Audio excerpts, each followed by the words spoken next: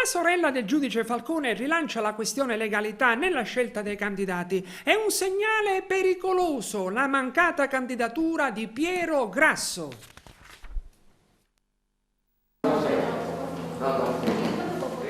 A cavallo della presentazione delle liste per Election Day del 25 settembre, Maria Falcone, sorella del giudice vittima della strage di Capaci e presidente dell'omonima fondazione, stigmatizza la mancata candidatura di Piero Grasso e rilancia la questione legalità.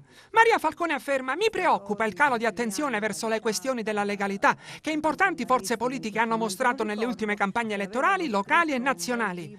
Se da un lato non si è ritenuto una discriminante nella scelta della candidatura alla presidenza della regione siciliana la condizione di imputato in un processo delicato, dall'altro si è scelto di non candidare personalità come quella di Piero Grasso, che della lotta alla mafia ha fatto una ragione di vita.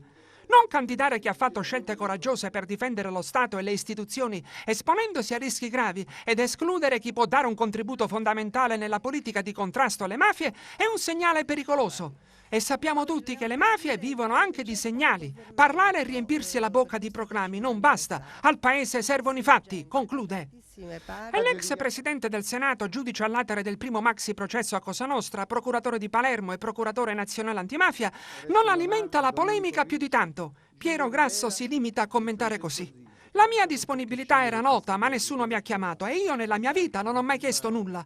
Sono un uomo delle istituzioni, lavoro da 53 anni e posso anche andare in pensione, ma di sicuro non smetterò di andare nelle scuole per parlare di legalità con i giovani e per raccontare l'impegno civile e il sacrificio di uomini come Giovanni Falcone e Paolo Borsellino. Quindi per me questo deve essere un polo culturale, un percorso.